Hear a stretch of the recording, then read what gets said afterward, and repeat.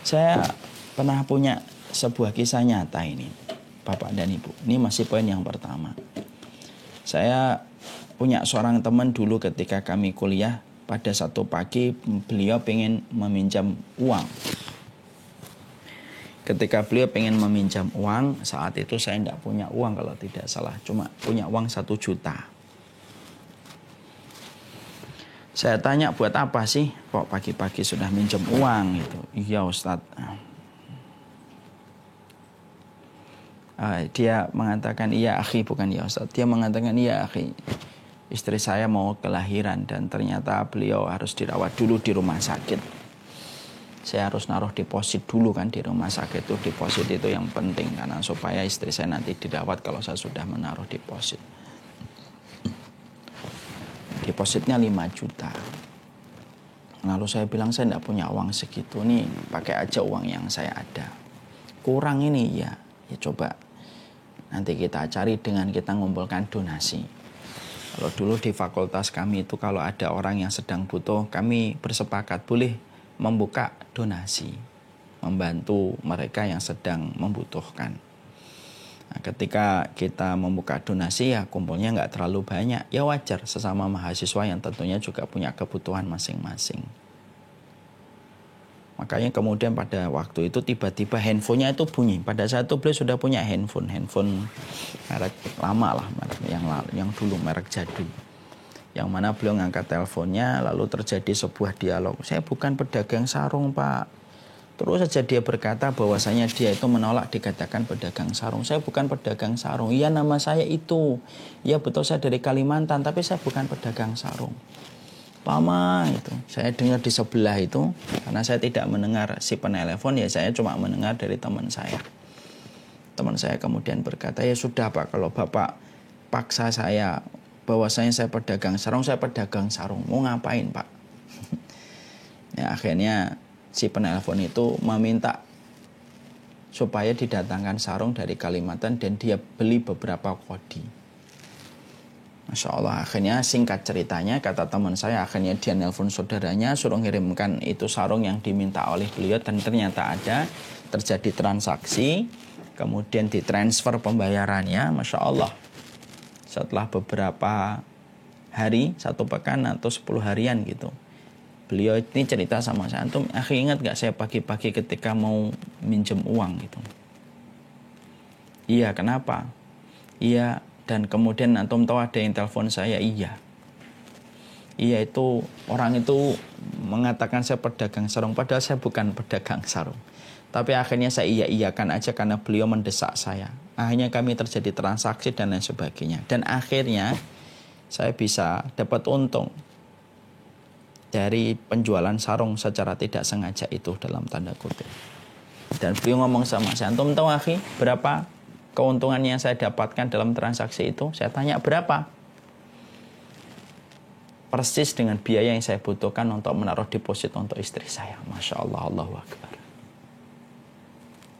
Allah itu kalau sudah memberi, ngatur rezeki di luar logika manusia. Dan biasanya Allah selalu punya cara bagaimana memberikan rezeki-rezeki semacam ini. Ketika kita sudah mentok, tidak ada lagi daya dan upaya kita kecuali Allah.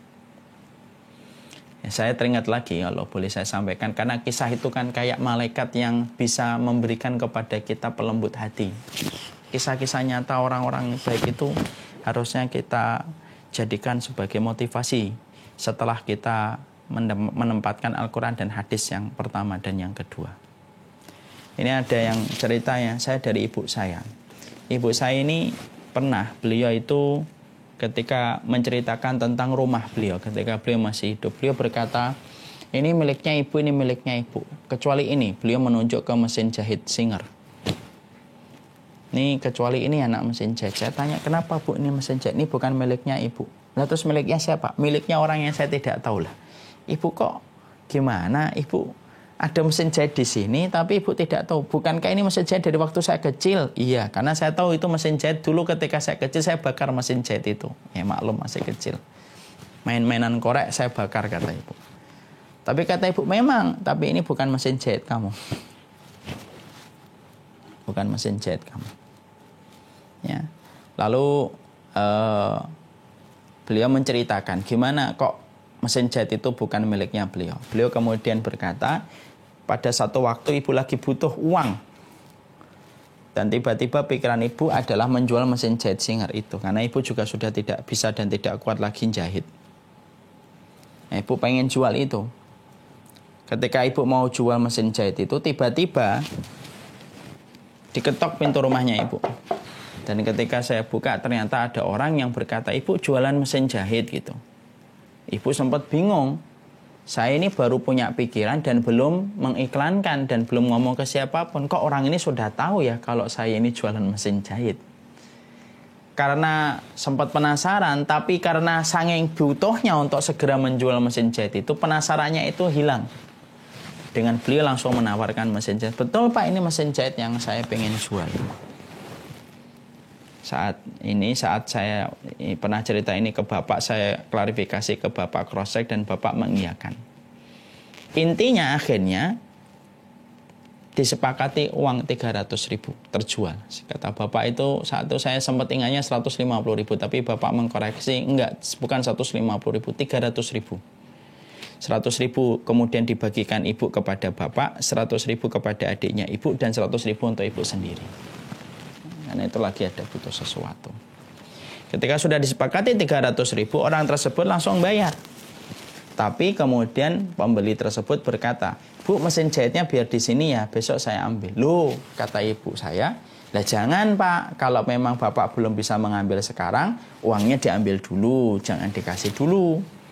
Besok aja ketika sudah diambil sekalian penyerahan uang sesuai dengan kesepakatan.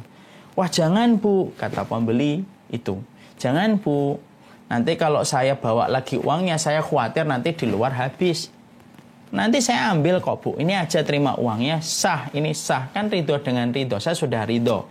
Sekarang Ibu ambil saja uangnya. Tapi Bapak ngambil kan? Iya ya, insya Allah saya ambil, insya Allah saya ambil.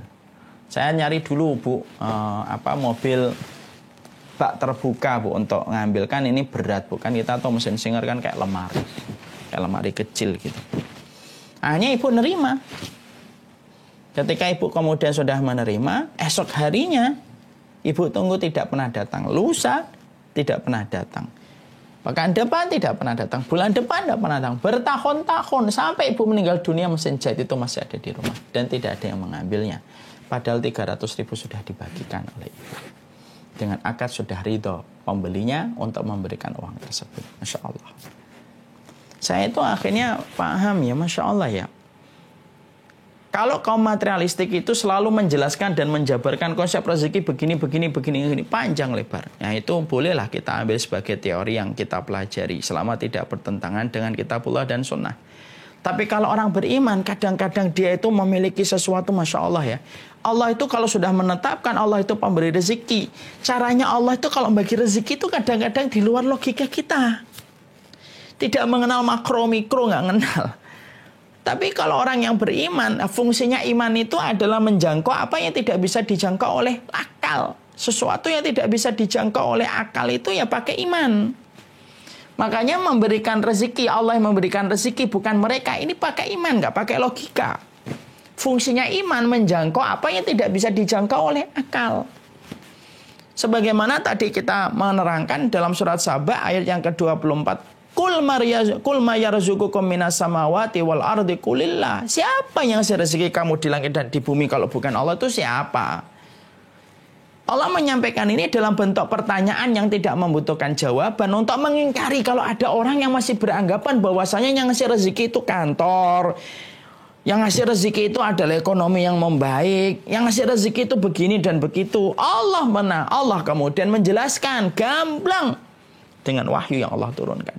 Qul ma yarzuqukum minas samawati wal ardi qulillah. Yang siapa yang ngasih rezeki kamu di langit dan di bumi kalau bukan Allah?